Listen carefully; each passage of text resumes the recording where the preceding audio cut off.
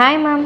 Hi ma'am, ఇప్పుడు formula milk తీసుకుంటే babies ఎక్కువసేపు పడుకొని, బ్రెస్ట్ ఫీడ్ తీసుకుంటే తక్కువసేపు ఎందుకు మ్యామ్ పడుకుంటారు?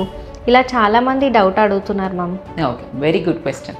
యాక్చువల్లీ ఏంటంటే చాలామంది అనుకునేది ఏంటంటే ఫార్ములా మిల్క్ తీసుకుంటే కనుక బేబీ చక్కగా పడుకుంటుంది, బ్రెస్ట్ ఫీడింగ్ తీసుకుంటే బేబీ పద్దాక హాఫ్ అన్ అవర్ లేసి ఫీడ్ అడుగుతుంది, సో నా పాలు సరిపోవట్లేదేమో అని చెప్పి చాలామంది న్యూ మదర్స్ అడుగుతున్నారు ఈ క్వశ్చన్ని.